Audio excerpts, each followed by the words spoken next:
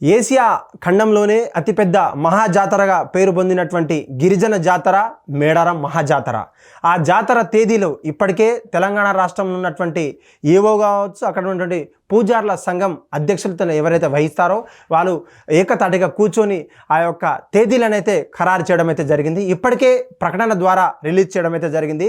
అయితే వచ్చే ఏడాది 2026 జనవరి 28 నుంచి 31 లోగా ఈ మహాజాతర ప్రారంభం కానున్నాయి. ఈ రోజులలో జరగనుంది కూడా ఒక ఇంపార్టెంట్ విషయం అయితే చెప్పడం అయితే జరిగింది.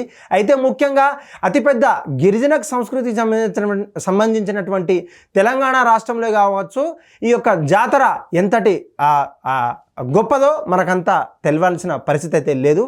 అయితే ముఖ్యంగా మన రాష్ట్రంతో పాటు మహారాష్ట్ర, జార్ఖండ్, ఛత్తీస్గఢ్, ఒరిస్సా, బీహార్, ఢిల్లీ, బెంగళూరు వంటి అనేక రాష్ట్రాల నుంచి కూడా ఉమ్మడి ఆంధ్రప్రదేశ్ నుంచి కూడా వచ్చేటువంటి అవకాశం ఉంది. అయితే ఇది దాదాపు ఒక సంవత్సరం కాలు జరిపేటువంటి జాతర అయినా కూడా ఈ యొక్క తేదీలు మాత్రం కీలకం అని చెప్పాలి. అయితే సాక్షాత్తు తెలంగాణ రాష్ట్రం కాకుండా తెలంగాణ ప్రిన్స్లీ స్టేట్ ఉన్నప్పుడు ఆ యొక్క కాకతీయుల రాజులపై పోరాడినటువంటి గొప్ప చరిత్ర మన తెలంగాణ సంస్కృతి అంటూ, అందులో యొక్క తెలంగాణలో ఉన్నటువంటి ఆ తాడ్వాయి, మేడారం, ఏటూరు నాగారం ప్రాంతంలో అడవి ప్రాంతంలో ఉన్నటువంటి సమ్మక్క సారలమ్మ, పగిడిద్దరాజు ఆ మహావీరులు అని చెప్పాలి. అయితే ఒక పన్ను విషయంలో మమ్మల్ని ఎంత వేధిస్తున్నారు, అకాల వర్షం వల్ల మాకు పన్నులు కట్టలేకపోతున్నామంటూ కూడా ఒక చిన్న ఒక విషయంతో దాదాపు ఒక కింగ్డమ్నే ఎదిరించినటువంటి గొప్ప చరిత్ర మా సమ్మక్క సారక్క జాతర అంటూ కూడా ప్రజలంతా కూడా మా యొక్క తల్లులంటూ కూడా తమ గుండెలను హత్తుకున్నటువంటి పరిస్థితి. అయితే వచ్చే ఏడాది 2026 సంవత్సరంలో జనవరి 28 తారీఖు నుంచి 30 తారీఖు అయితే తేదీలు అయితే ఖరారు చేశారు. అందులో ముఖ్యంగా 28వ తారీఖు సారలమ్మ తల్లి కావచ్చు, పగిడిద్దరాజులు, గోవిందరాజులు ఒక గద్దెకైతే చేరుకుంటారు. ఆ తర్వాత ప్రజలంతా కూడా, భక్తులంతా కూడా తమ మొక్కులు చెల్లించుకుంటారు. అదేవిధంగా 29వ తారీఖు అంటే 29వ తారీఖు ఏదైతే ఉంటుందో అప్పుడు సాక్షాత్తు చిలుకల గుట్ట నుంచి నేరుగా సమ్మక్క తల్లులను అయితే తీసుకొని రావడం అయితే జరుగుతుంది.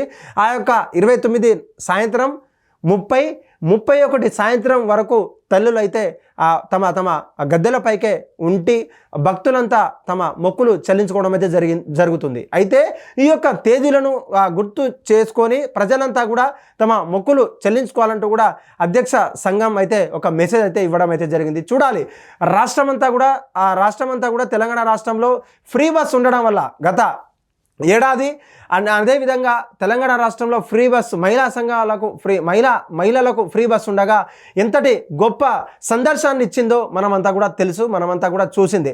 అయితే ఇదే విధంగా ఇప్పటికే తెలంగాణ రాష్ట్రంలో కాంగ్రెస్ ప్రభుత్వం ఉన్నందున మళ్ళీ ఫ్రీ బస్ ప్రొవైడ్ చేస్తారా అంటే వేచి చూడాలి.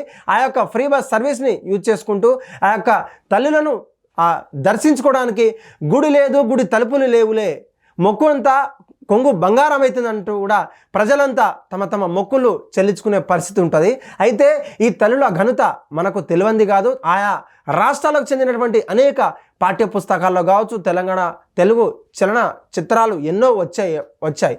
మనకంతా కూడా ఈ తల్లులంతా ఆదర్శం అంటూ కూడా ఆ యొక్క జంపన వాగులో ఉన్నటువంటి స్నానాలు ఆచరించేటువంటి ప్రజల నమ్మకాలను ఏ ఒక్క రోజు కూడా తల్లి వదిలిపెట్టలేదని చెప్పేసి కూడా ప్రజలంతా కూడా భావించేటటువంటి పరిస్థితి. చూడాలి, ఈ రాష్ట్రం ఆ రోజు జరిగినటువంటి ఆ యొక్క సందర్భాన్ని, ఆ యొక్క సమావేశాన్ని కూడా దృష్టిలో పెట్టుకొని, ఆ యొక్క జనాల తాకిడి కూడా దృష్టిలో పెట్టుకొని అక్కడ నుండి ప్రజలకు ఏ ఒక్క లోటు రాకుండా అటు పారిశుద్ధ్యం కావచ్చు, మనీ పవర్ కావచ్చు, అక్కడ ఉన్నటువంటి మ్యాన్ పవర్ కావచ్చు, అక్కడ నుండి పోలీస్ సిబ్బంది కావచ్చు, వైద్య సిబ్బంది కావచ్చు, ఎమర్జెన్సీకి సంబంధించినటువంటి అన్ని శాఖలకు సంబంధించినటువంటి ఇప్పటికే వాళ్ళ మీటింగ్స్ ఏర్పాటు చేసి ఆ యొక్క సెక్రటరీలకు, ఆ యొక్క హెచ్ఓడీలకు అయితే పనులు ప్రారంభిస్తాయంటూ కూడా త్వరలో ఒక ప్రకటన అయితే చేయబోతుంది.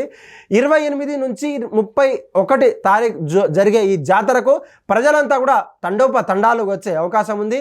తాము కూడా తమ మొక్కులు చెల్లించుకుంటామంటూ కూడా అనేక సమాచారంతో ద్వారా ప్రజలంతా కూడా ఒకటైన పరిస్థితి. ఇప్పటికే సోషల్ మీడియాలో, ఇటు ఫేస్బుక్లో, ట్విట్టర్లో సమ్మక్క సారక్క అంటూ మహాజాతర అంటూ కూడా వైరల్ అయ్యే అవకాశం అయితే ఉంది.